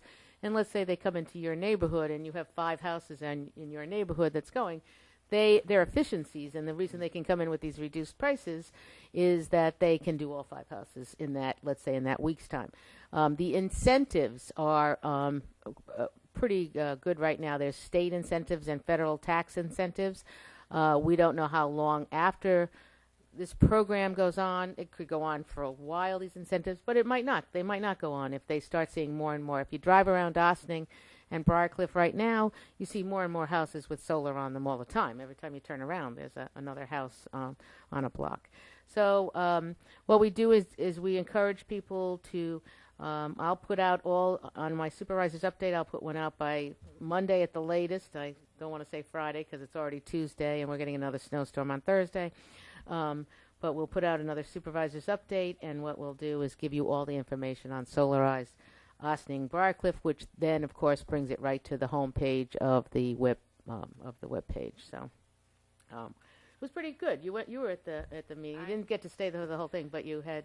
But what you saw was pretty interesting. Right? I did. I thought it was interesting. I actually went over to Bedford had a energy 2020 thing, and so I saw Ross over there, and I asked them some questions. I got more information. They have a very cool apparatus that is able to extrapolate how much sun you actually get for the year, even though no matter when they do it. It's not looking so great for me, but I'm going to hold on hope. Well, again, you should say I it's because signed up for them to come. I live in a lot of wood. I have a lot of trees, so I don't know. But I hear my neighbors have good roofs, so I'm going to go knock on their door, and I'm going to tell them that they should go and call up and sign up. Yeah, and we can have some, and they're more than willing to come back and do as many of these demonstrations and these. I don't want to call them kickoff meetings as of now, but these demonstration meetings, and we can do it as neighborhoods can do it, or different religious organizations can do it, or different groups can do it, like the Rotaries or any of the animals, the elks, the moose, the Lions Club. Yeah, the animals, the lions, and, the elk, the moose. Yeah, you know what? I have to be consistent. I call them that when we do the all Ossining party. It's the Rotary and the animals, But I think it's very exciting. I think it's a good opportunity. And one of the things that I really liked about it more than anything is when they explain it to you, you're not renting your roof to someone and they're giving you a little piece of the action in a lower bill. This is one where you own all of the electricity. So if you produce, which you will do in the summer, even with your air conditioning and stuff, you produce more electricity maybe 9 months a year than you do in the winter, then you can use that stored electricity. You get credit from Con Edison, and so you use that in the winter months when you don't have, like the last couple of weeks here. We haven't had very much sun at all. We had it today, which was like a miracle. But, you can use it, and so all that electricity, that you produce is your electricity. And what they do is every year they kind of cap it in March, and they say, okay, let's see how much electricity you've used, how much is still do you still have, and you'll be able to go on your computer and say, wow, I have X amount of electricity left, and I've produced this much electricity, and I've only used this much electricity, so I have this much. So it's not like there's any hidden secrets of somebody saying you have no electricity left, and you go, my God, it's been sunny for 5 months straight. And so it's very, very interesting program. But it's not like in some times lately you have some people out there that are literally like just renting your roof. So something to look at, something to do, look at is, and you can look at it for a number of different reasons. You can look at it for the money that you save. You can look at it for environmental reasons. You can look for it, is Indian Point going to close? I tell you, we went Thursday to that session. And on Friday, Con Edison sent me an email that they're requesting a price increase. Yes. It was like, I went, wow, well, this is like the totally weirdest thing I ever saw. So they're looking for a price increase, and so we, it's something else to look at. It does not heat. One of the things they do stress at this meeting, it does not heat your home. The little solar panels will not heat your home. It just creates electricity. So if you have electric heat, you're fine. But if you still have oil or gas, you're still going to have that oil and gas. But you might look at something like we have on our third floor, which is heaters and air conditioning units on the walls. So it's a lot of different options you can look at, and you can use it as a starting point for your conservation. Again, good program. And we have now done 1, 2, 3, 4, 5, 6, 7, 8 subjects in one night. Very good, team. That's a good evening of a lot of programs starting. I'd like to adjourn into executive session for legal advice. Motion to adjourn into executive session for legal advice. So moved. Okay, all those in favor? Aye. All right. I want to thank you, and I want you to stay warm. It is very cold out tonight. It's supposed to warm up a little bit, but forecasters are looking for a little bit of snow on Thursday, but possibly another storm on Sunday night into Monday. I do want to tell you that we are so proud of our highway department and our parks department for the unincorporated town, and the DPWs for both the village of Ossining and the village of Briarcliff. They are doing an outstanding job. It was a very difficult storm yesterday. It snowed, it iced, it rained, it iced, it snowed. It did everything, and so keeping those roads and getting up this morning to having down to the road, I was a little bit shocked. I did not expect that. I expected there still to be some stuff on the road, so I was very happy. But we want to thank them again. They spend a tremendous amount of time here. I think they were here Sunday. They probably missed half of their Super Bowls, and they were here through Monday evening. So they do spend quite a bit of time here, all of those departments, so we thank them for being so diligent. And we will see you next Tuesday at our legislative meeting at the courthouse, 88 Spring Street at 7:30 p.m. And enjoy your weekend and be careful. Thanks.